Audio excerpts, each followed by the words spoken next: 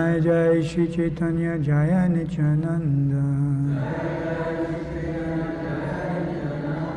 Jaya Advaita Chandra Jaya Gaura Bhakta Vrinda. Jai Jai Shri Chaitanya Jaya Nityananda. Jaya Advaita Chandra Jaya Gaura Bhakta Vrinda.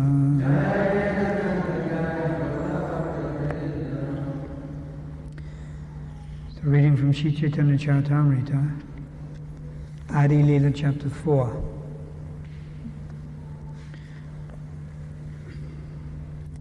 This is dealing with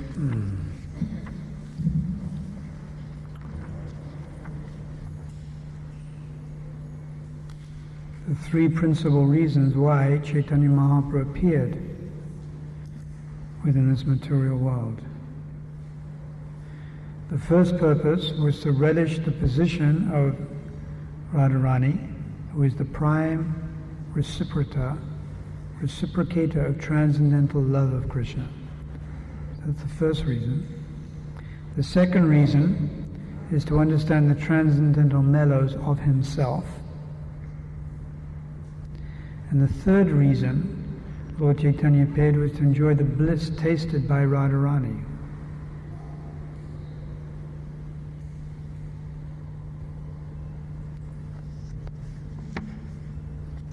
So these are the confidential reasons why Mahaprabhu appeared.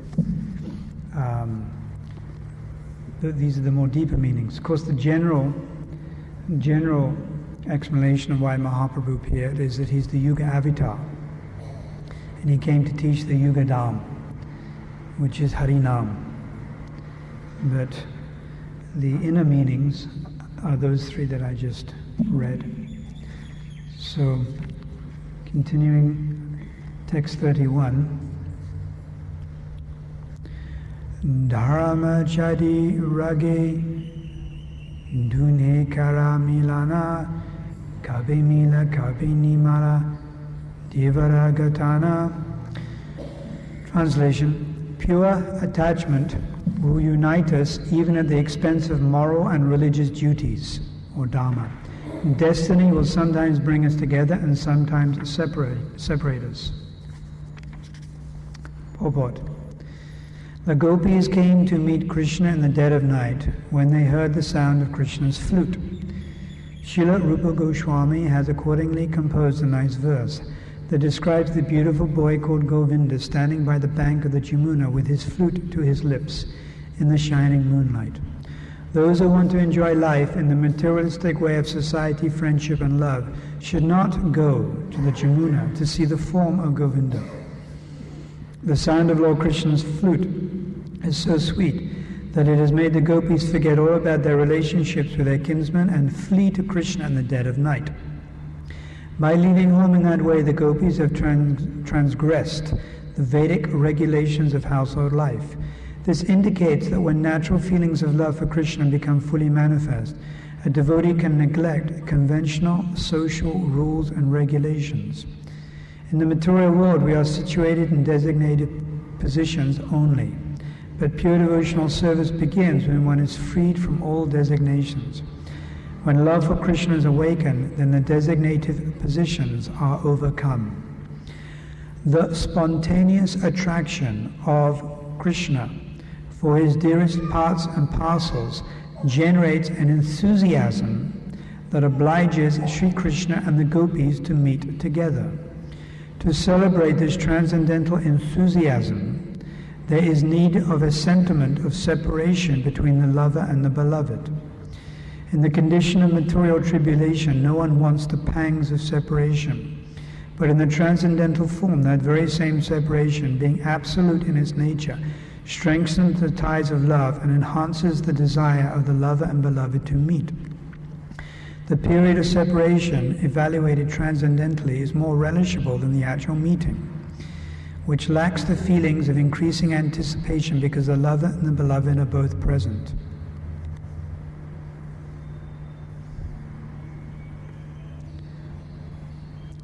Text 32. Ei sabha rasa niyasa kariba avasta. Ei dvara kariba sabha bhaktira prasada. I shall taste, Krishna speaking, Mahaprabhu, I shall taste the essence of all these rasas. In this way I shall favor all the devotees. Text 33. Vrajera niyamala raga suni bhakta gana ragamaga bhajayena chadi dharma karma. Translation. Then, by hearing about the pure love of the residents of Braj, devotees will worship me on the path of spontaneous love, abandoning all rituals of religiosity and fruitive activity. Purport. Many realized souls, such as Raghunath Das Goswami and King Kulasheka, have recommended with great emphasis that one develop the spontaneous love of Godhead, even at the risk of transgressing all the traditional codes of morality and religiosity. Srila Raghunath Das Goswami, one of the 6 Goswamis of Vrindavan, has written in his prayers called the Manasiksha that one should simply worship Radha and Krishna with all attention. Nadanam nadharanam shuti gana niruktum kilakuru. One should not be much interested in performing Vedic rituals or simply following rules and regulations. King Kulasheka has written similarly in his book Mukunda Mala Stotra.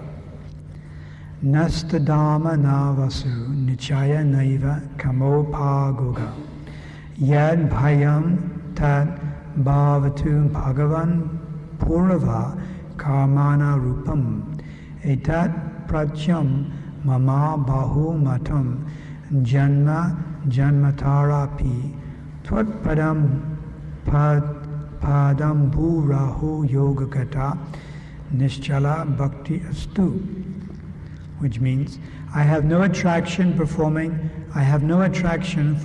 performing religious rituals nor holding any earthly kingdom. I do not care for sense enjoyment. Let them appear and disappear in accordance with my previous deeds. My only desire is to be fixed in devotional service to the lotus feet of the Lord, even though I may continue to take birth here life after life.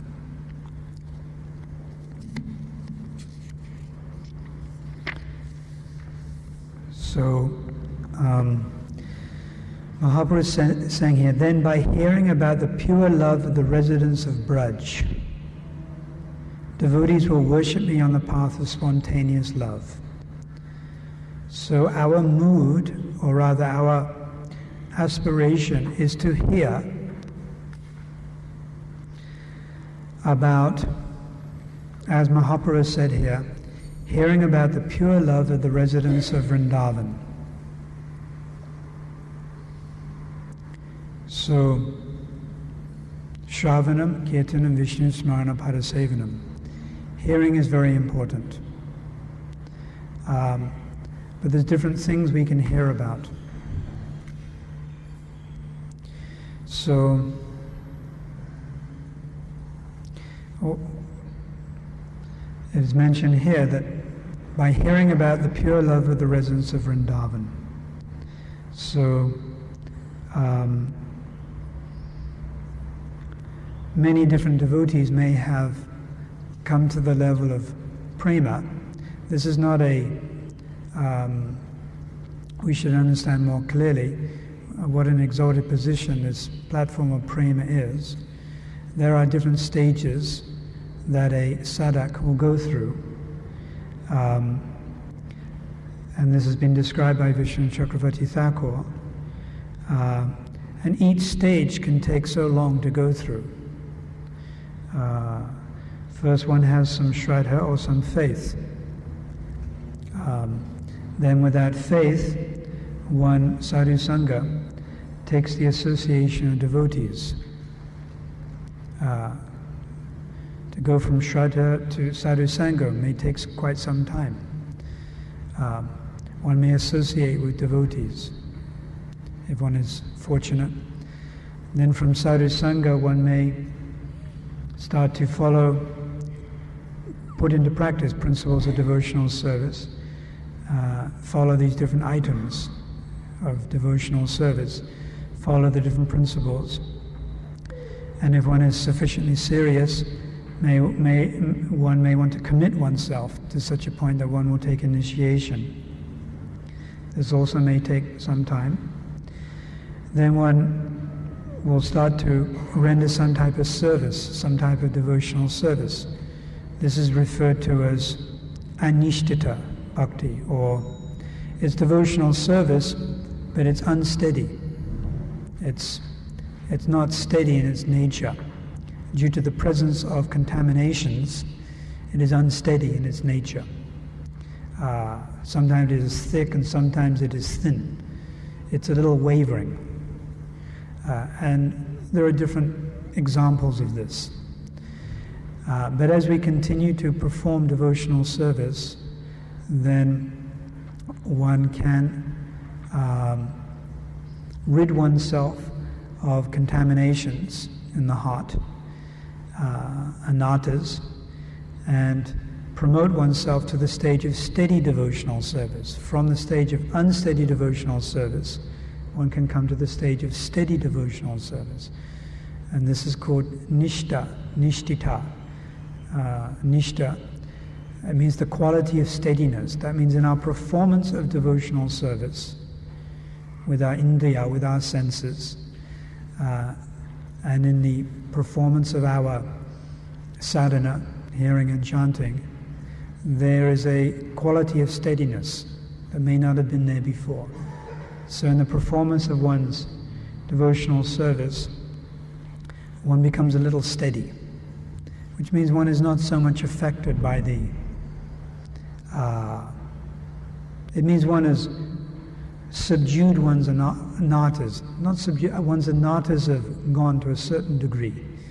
To a certain proportion, one's anattas have left one's heart, and one has come to this level of nishtita bhakti. So this is much higher. This is a very nice stage to be on, steady devotional service.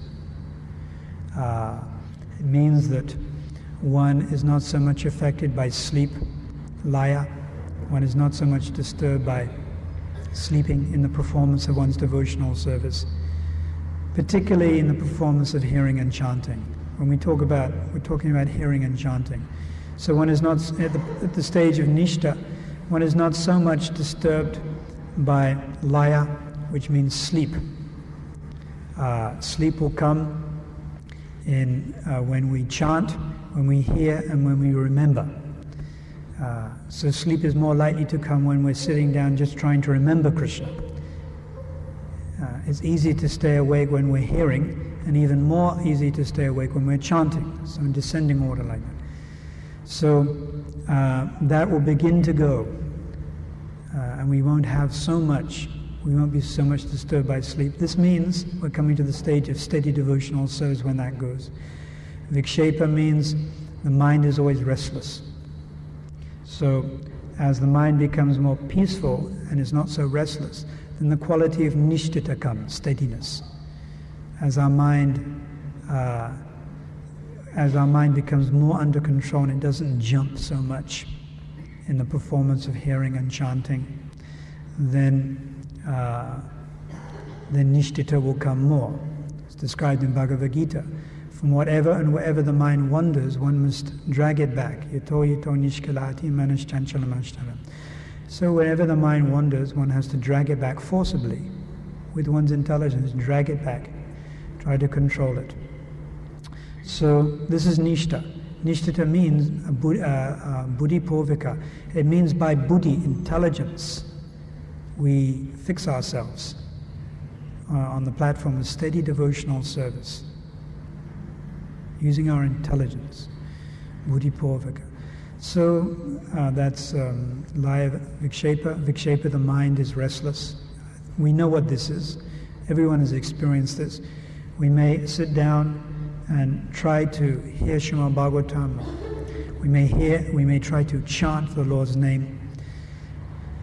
We may have some determination. I really want to try to chant some good rounds and fix my mind on this name, Krishna, Ram, try to think like this. But then the mind will jump. It'll go here, it'll go there, it'll drag us here and there. So as this decreases, then the quality of nishtita will come more and more. And the next is aprati prati. Aprati rati. Aprati prati, which means that in the absence of sleep and in the absence of the mind jumping here and there is like indifference. There is no enthusiasm.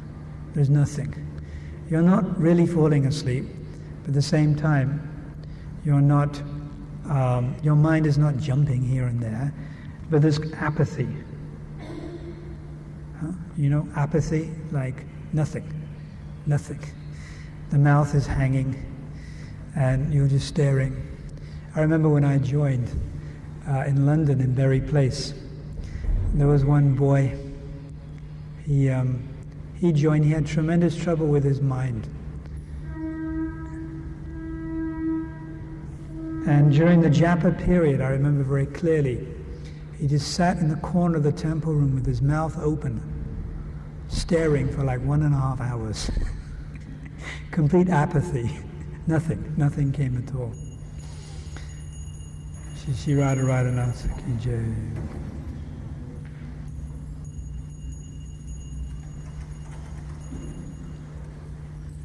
So anyhow, aprati prati. This means indifference. It means in absence of laya and vikshepa, in absence of sleep, when the mind is not restless still, there is some apathy, there's lack of enthusiasm, utsahan. There's no feeling.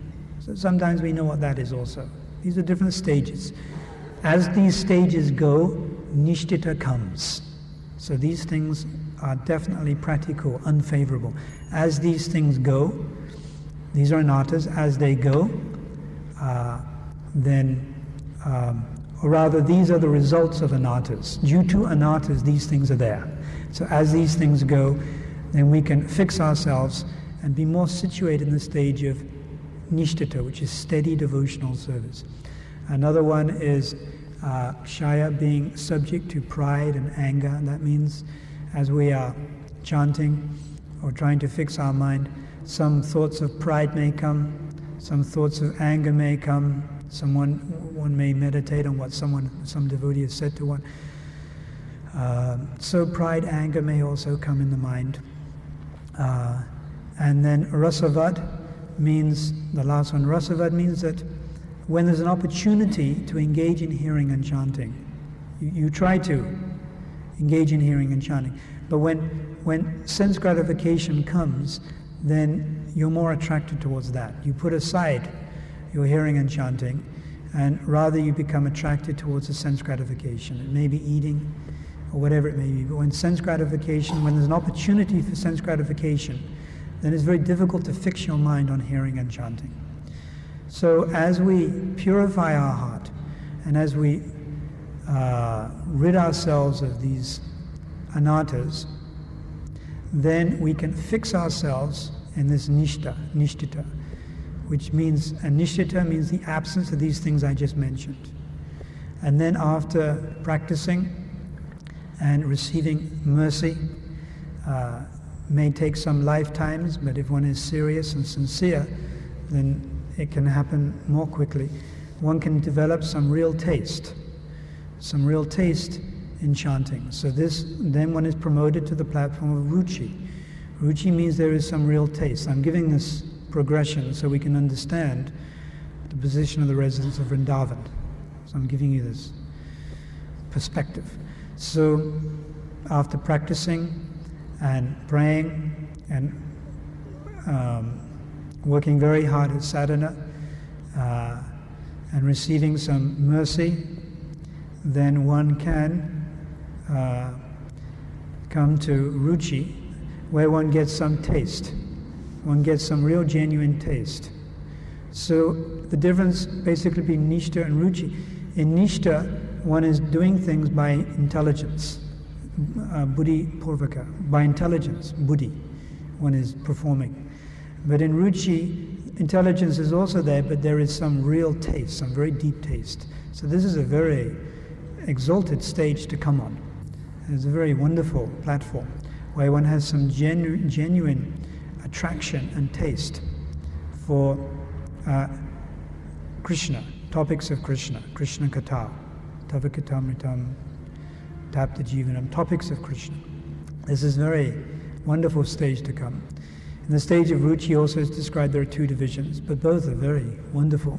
One is higher than the other. One depends on the excellence of the qualities. One does not depend on that. But Ruchi is a very exalted stage. And Ruchi means immature attachment. It means immature attachment to Krishna. And when that attachment matures and becomes deeper, then it becomes Ashakti. Ashakti means mature attachment to Krishna. So that's the difference between Ruchi and Ashakti. They're the same quality, but Ashakti is deeper. And Ruchi is not so deep. So developing some real affinity, some real taste for topics of Krishna. This is a very wonderful stage to come to. If we can come to this stage, then we should be considered extremely fortunate. So then, Ruchi will deepen and deepen and deepen, become more concentrated, thicker. And by mercy and good fortune, one can promote oneself to Ashakti, which means mature attachment. And then from the stage of Ashakti, by further practice, one can promote oneself to the stage of Bhava.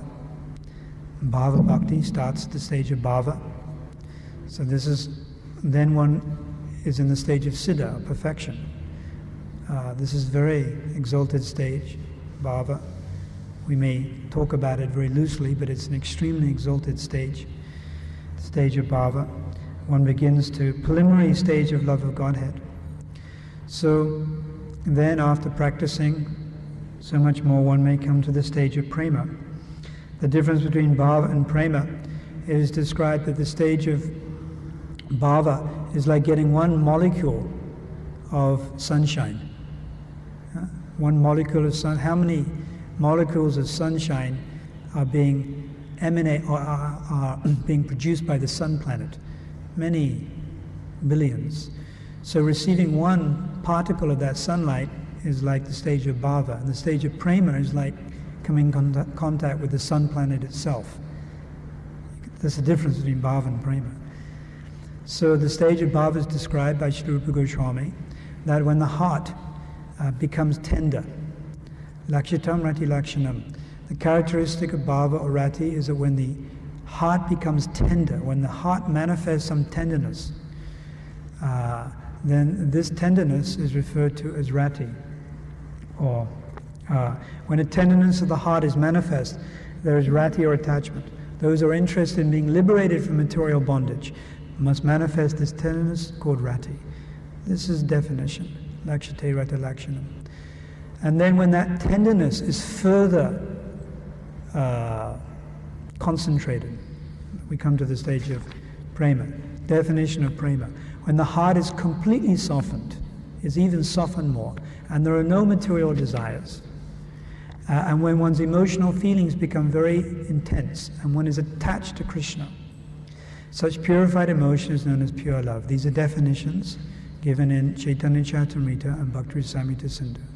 Bhakti Rasamrita Sindhu. Bhava sa eva sandrama buddhi prema nagidyate. So the stage of Prema is very high. The heart becomes very soft. One's emotional attachment to Krishna becomes very intense.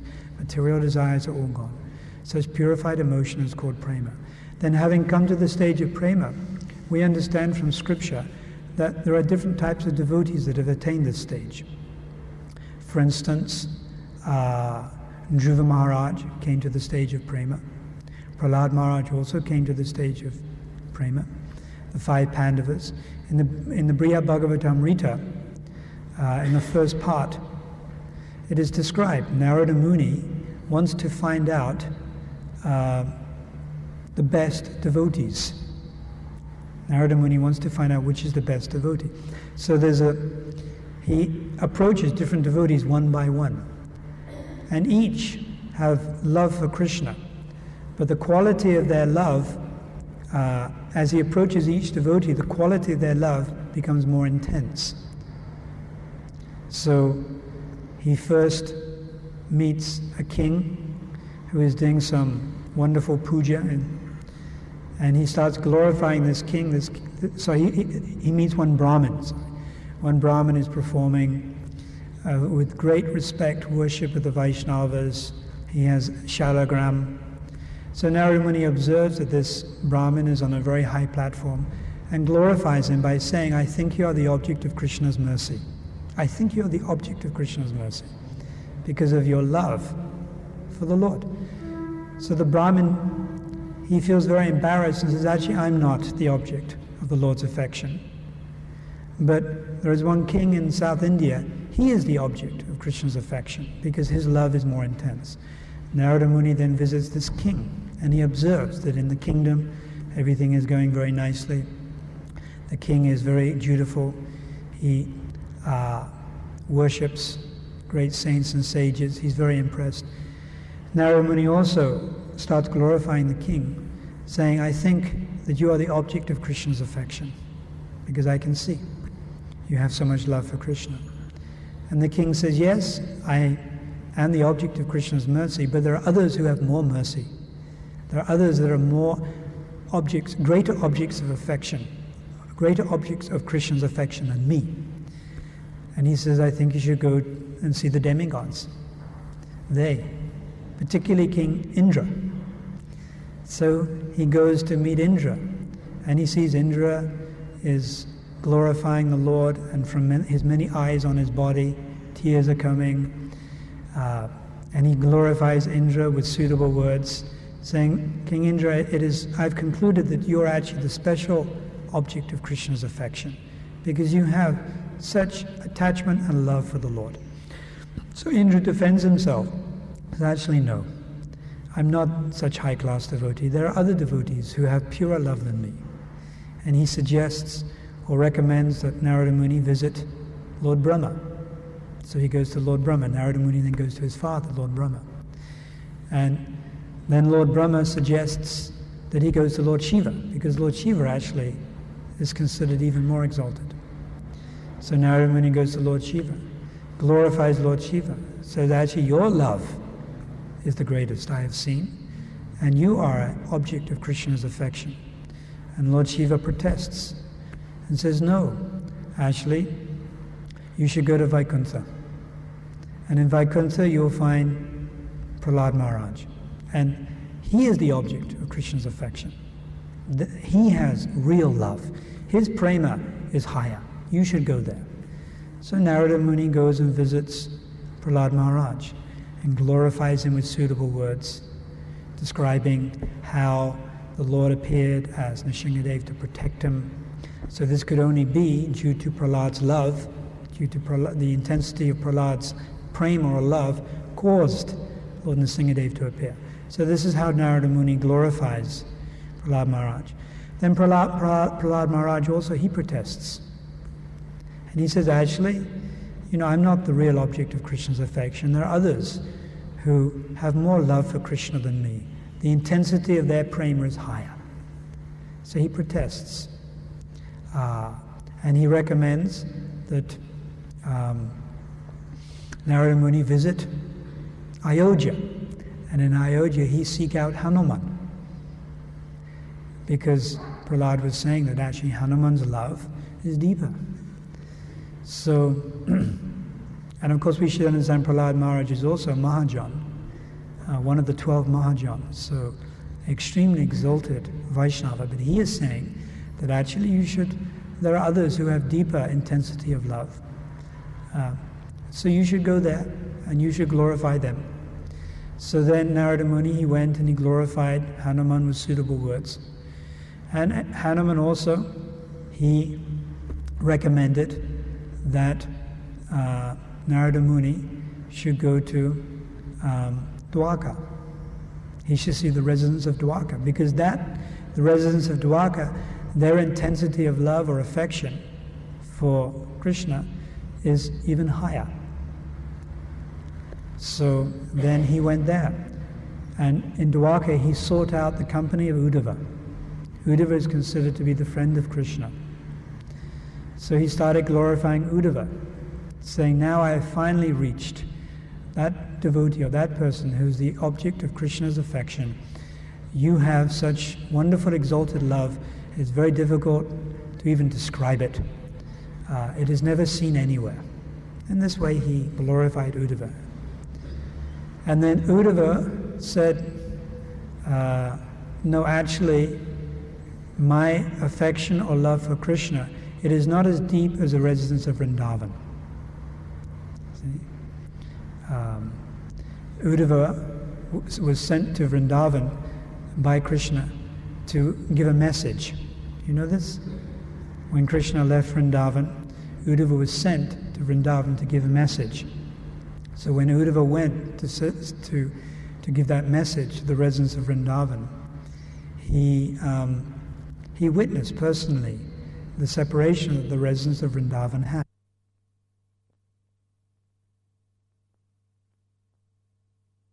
Away somewhere. He was coming in a chariot and Krishna had given him, he was dressed similar to Krishna. But when he saw how they were, the pangs of separation, then he became amazed. Of course, this is one reason why Krishna asked him to go also, so he could see firsthand the exalted position of the residents of Vrindavan. So Uddhava started to glorify the residents of Vrindavan. We know this, the cowhead boys, Krishna's mother, Nanda Maharaj, the gopis. There are these types of relationships in Vrindavan, Sakhya, Vatsa, Madhurya. So he started to glorify this. So many devotees may have love for Krishna, prema, but the residents of Vrindavan, as has been described, have the deepest prema or love. So by hearing about the pure love of the residents of Vrindavan, then devotees will worship me in the same way, on the path of spontaneous love. So this is what Mahaprabhu is saying. So it is very important that we hear from the right source about the residents, or the pure love of the residents of Vrindavan. So in order to facilitate this, Srila Prabhupada has given us the 10th canto of the Srimad Bhagavatam, but in such a wonderful way, in the form of the Krishna book. And he gave us this at the very early stages, of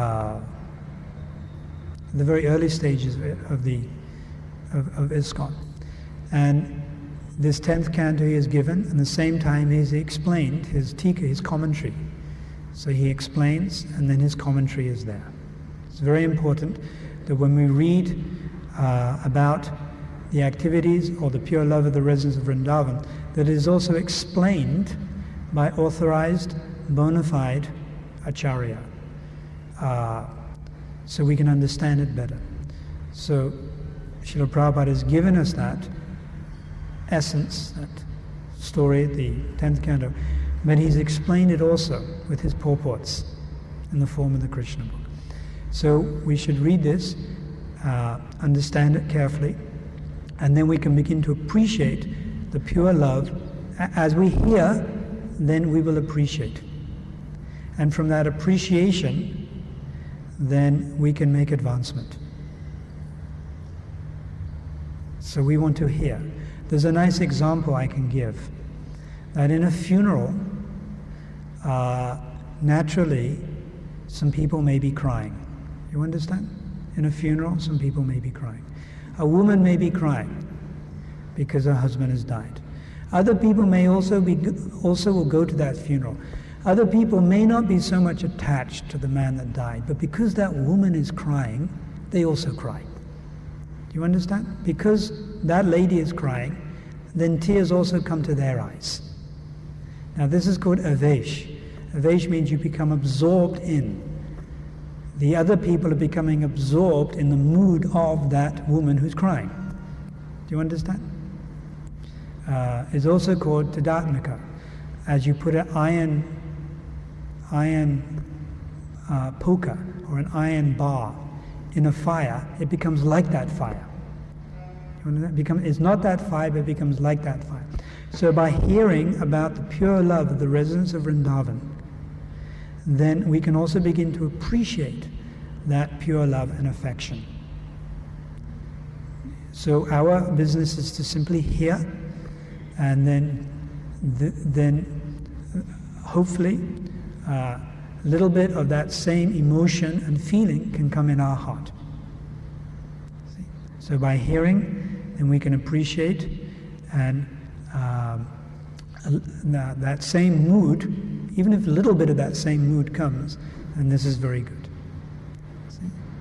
So this was the mood of the Goswamis, and but if we do it through reading the authorized commentaries, as Srila Prabhupada has given us, this is how we should do it, through reading Krishna book as presented by Srila Prabhupada, because he explains and he gives philosophical explanations also. He puts everything in perspective, and it's a perfect package presentation for our type of mentality. So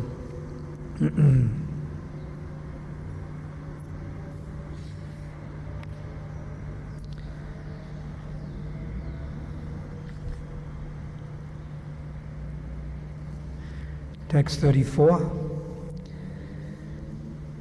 Anugrahaya bhaktanam manusam dehamashrita bhajante tadisha krida ya shrutva tadparo bhavat.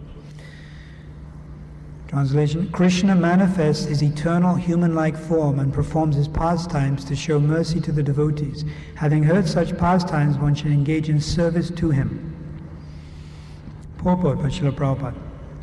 This text is from Srimad Bhagavatam 10:33-37. The Supreme Personality of Godhead has innumerable expansions of his transcendental form, who eternally exist in the spiritual world. This material world is only a perverted reflection of the spiritual world, where everything is manifested without inebriety. There, everything is in its original existence, free from the domination of time. Time cannot deteriorate or interfere with the conditions in the spiritual world, where different manifestations of the Supreme Personality of Godhead are the recipients of the worship of different living entities in their constitutional spiritual positions. In the spiritual world, all existence is unadulterated goodness. The goodness found in the material world is contaminated by the modes of passion and ignorance. The saying that the human form of life is the best position for devotional service has its special significance, because only in this form can a living entity revive his eternal relationship with the Supreme Personality of Godhead. The human form is considered the highest state in the cycle of the species of life in the material world. I'll read that again. The human form is considered the highest state in the cycle of the species of life in the material world. If one takes advantage of this highest kind of material form, one can regain his position of devotional service to the Lord. Prahlad Maharaj also confirms this. Dulabam manasa janma, that this human form of life is very rarely attained. Dulabam manasa. And once it is attained, one should use this human form of life to engage in devotional service, because even a slight, small amount of advancement can protect us. So one should enthusiastically, Tata Brahma Jignasya, with enthusiasm, immediately engage in the practice of devotional service. Incarnations of the Supreme Personality of Godhead appear in all the species of life, although this is inconceivable to the human brain. Definitely. The Lord's pastimes are differentiated according to the different capacities of the different types of bodies of the living entities. The Supreme Lord bestows the most merciful benediction to human society when he appears in his human form. It is then that humanity gets the opportunity to engage in different kinds of eternal service to the Lord.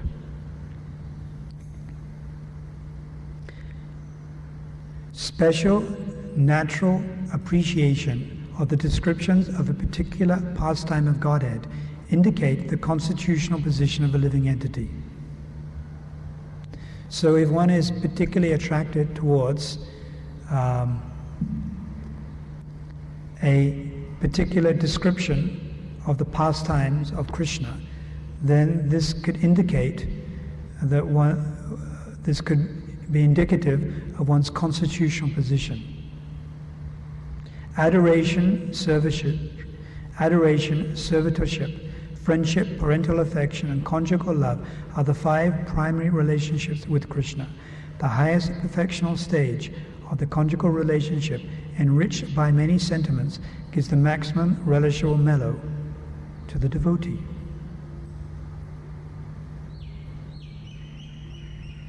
So we all have an eternal relationship with Krishna. We are Nitya Das, Krishna Das, Jivasupaya. We are eternal servants of Krishna. But we also have an eternal relationship, an individual eternal relationship with Krishna. It is either neutral relationship, Santa, it is one of servitorship, Dasya, it is Sakhya, friend, it is Vatsya, parental, or it can be within the realm of Madhurya affection, Madhurya ras, or conjugal.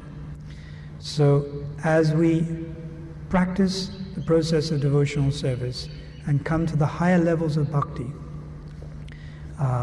then our individual relationship will be revealed. We cannot force this. One example given is the sun rises at a certain time. You cannot force the sun to rise at midnight, isn't it? You may want it to rise at midnight, but if you are patient, it will rise later. So one's particular sentiment or individual relationship will be understood in the course of time by mercy. And that mercy comes from superior Vaishnava, it comes from Uttama. So how can we invoke that mercy? We can invoke that mercy.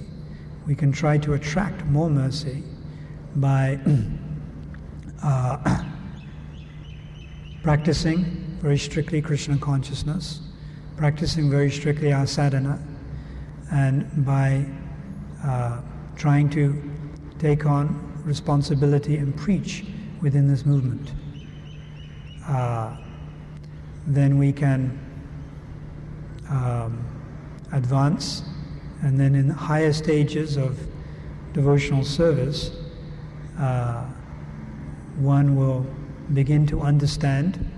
First there will be some slight conception, abhiman, and then it will become more and more prominent as one purifies oneself. And one will understand more clearly. But still, at our stage, we can read about Krishna's dealings with his devotees. We can read about them, and we may become attracted. And this is favorable to read, to hear from the right source about Krishna and his pastimes, and Krishna and his dealings with the residents of Vrindavan. The Lord appears in different incarnations as a fish, tortoise, and boar, Parashuram, Lord Ram, Buddha, and so on, to reciprocate the different appreciations of living entities in different stages of evolution. The conjugal relationship of amorous love is called Parikya Ras, and is the unparalleled perfection of love exhibited by Lord Krishna and his devotees.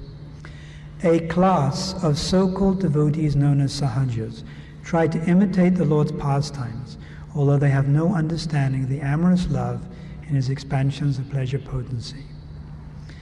Their superficial imitation can create havoc on the path for the advancement of one's spiritual relationship with the Lord. Material sexual indulgence can never be equated with spiritual love, which is in an unadulterated goodness. The activities of the Sahajas simply lower one deeper into the material contamination of the senses and mind. So a class of so-called devotees known as Sahajas try to imitate the Lord's pastimes. So this we should be very, very careful about. Srila Bhaktisiddhanta preached very strongly against Sahajism. And at that time in India, unfortunately, Vaishnavism had become a little degraded. And there were many Aprasampradaya groups, persons in the dress of Vaishnavas, but a very loose character. and engaging in immoral activities. So Srila Bhaktisiddhanta preached very strongly against sahajas and this type of mentality where one imitates advanced devotee. Srila Prabhupada described in Upadosamrita, in the purport in text 5, one should know very clearly what is Kanishta, what is Madhyam, and what is Uttama. And one should know one's own position and not try to imitate those who are more advanced. So it is our business to know very clearly what is Kanishta, what is a Kanishta Prakrita devotee, what are the characteristics of a Kanishta. We should understand very clearly what are the characteristics of a Madhyam. Sometimes they overlap also. Sometimes someone may exhibit, it's not cut and dry, but one should understand Madhyam, Kanishta, and then Uttama. One should understand the characteristics of an Uttama. And then one should try to understand what position one is on. What position are we on? And not try to imitate an advanced devotee. If you try to imitate an advanced devotee, then you are being infected by sahaja bhav, sahaja mentality. You may not be imitating the Lord's pastimes with the gopis and stuff like that, but to think that you're more advanced than you are, or to try to imitate someone who's very advanced, is a type of sahaja mood. So we should try to avoid this. We should be very honest. Sincerity means to become free from duplicity and pretentiousness. So duplicity and pretentiousness means to put on a false show. It means to take false credit. It means to project one image which is not true. So one should be very sincere. So we should understand Kanishta, Madhyam, and Uttama. Srila Prabhupada has given different definitions, and we should try to understand. And we should understand what position we are on, and the position of other devotees. And towards Kanishta, we should offer respects, manasadriyata, within our mind. And to Madhyam, who has accepted Diksha, we should bow down and offer respects and associate with. Of course, even within Madhyam, there's so many different divisions. There's lower class Madhyam, there can be middle class Madhyam, so many different divisions. And towards Uttama, those persons who are freed from a desire to criticize others, and their heart, sunyate, is freed from a propensity to criticize others, they're engaged in undeviated devotional service, ipsita sangam. Such association is very desirable. So we should understand, otherwise we may make the mistake of perhaps offending an Uttama, or taking too much association from a Kanishta. So we should understand very clearly, Kanishta, Madhyam, Uttama. We should know what is our position, and we should not try to imitate those who are more advanced. And be very careful of sahaja consciousness, where we try to gain some cheap respect in spiritual life by putting on some little show, or saying something very fancy that we don't really understand, just to try to impress people, So we should be very careful of this. This is upasaka gana. These types of things are unwanted in our devotional service. They're not favorable, so we should be very careful. And Srila Bhaktisiddhanta, especially in India, preached very strongly against sahajas. And it means taking devotional service cheaply. But devotional service is not cheap. It's a very rare gift. So we should always understand that very carefully. So sahaja simply lowers one deeper into material contamination. And then Prabhupada says, Krishna's transcendental pastimes display eternal servitorship to Adhokshaja, the Supreme Lord, who is beyond all conception through material senses. Materialistic conditioned souls do not understand the transcendental exchanges of love. They like to indulge in sense gratification in the name of devotional service. The activities of the Supreme Lord can never be understood by irresponsible persons who think the pastimes of Radha and Krishna to be an ordinary affair. The rasa dance is arranged by Krishna's internal potency of Yogamaya. It is beyond the grasp of the materially affected person, trying to throw mud into transcendence with their perversity. The Sahajas misinterpreted the saying, Tat paradvena nirmalam and Tat paro bhavat. They want to indulge in sex while pretending to imitate Lord Krishna. So you can see how low class they are. Very low class. So such persons we should avoid. But Srila Prabhupada has said, he gave a definition of a sahaja, one who's attached to wine and women. But he also described in the Upadhasamrita that we should offer our respects to sahajas, but within our mind. So even within our mind, maybe some respect can be given. But we cannot approach such persons. We do not want persons' association because it can be very contaminating and very dangerous. So it is like throwing mud into transcendence with their perversity. So we're very fortunate if we can simply follow, try to understand, absorb Srila Prabhupada's instructions. He has given us sufficient warning and instructions. So if we follow strictly his guidance, his instructions, then we'll be protected from such perverse mentality. So, in conclusion, Mahaprabhu is saying, by hearing about the pure love of the residents of Vraj, devotees will worship me on the path of spontaneous love. So we should try to hear, Shravanam. Many things we should hear, but this is definitely of a more higher quality subject matter. The pure love of the residents of Braj. We can hear, and by hearing from the right source, which means commentary, in our case it means commentary by Srila Prabhupada, then we can begin to appreciate. And at our stage, this is what we want to do. We want to learn how to appreciate these dealings. And then as we become more advanced and come to higher stages of bhakti, then other things will automatically start happening. But we want to hear, and we want to develop a taste for hearing these subject matters, especially this particular subject matter. So we want to develop a real taste for hearing. So this is done by hearing more and more and more, associating with high-class devotees, and trying to get rid of the different anarthas within our heart, and then we can go higher. Any comments or questions?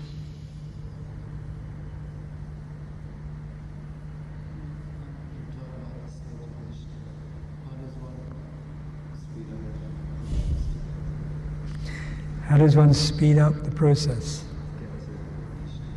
to get to Nishta? How does one speed up the process?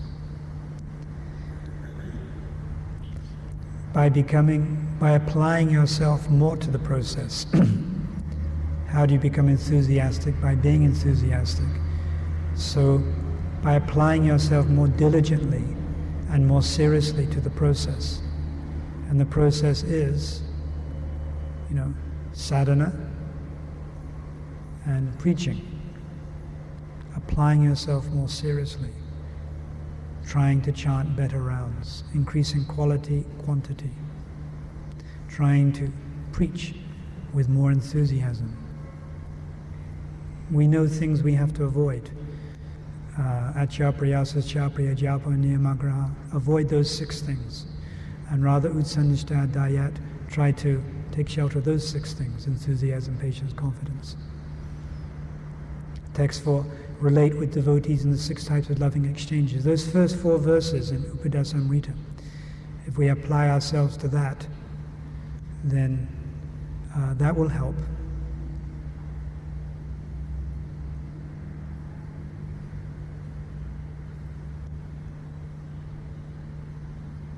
Anything else?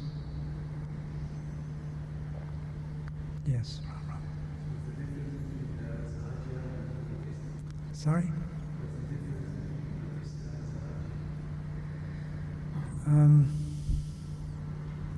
Well, pratista means one has a desire for name, fame, adoration.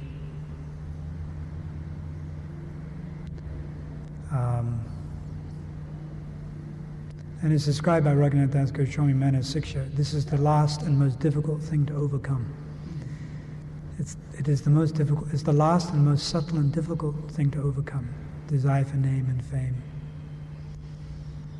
Prabhupada describes, one has desire for name and fame, one wants to become a reputed devotee. So, that's pratista.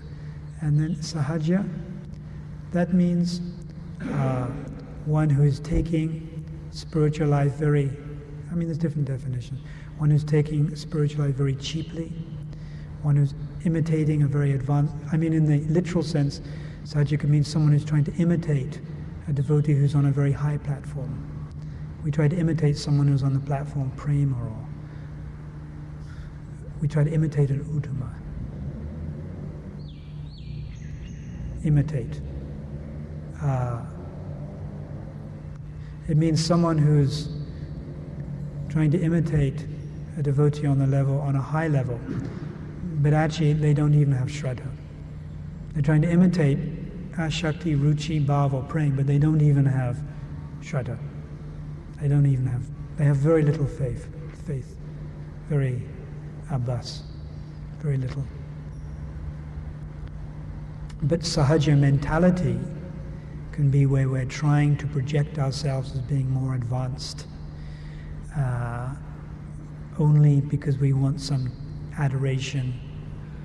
We're trying to project ourselves as being more advanced because we want pratista.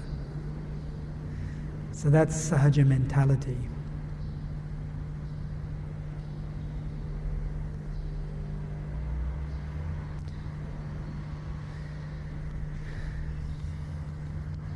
Anything else? No more questions. Jai. Shri Chaitanya Charitamrita ki jai. Srila Prabhupada ki jai.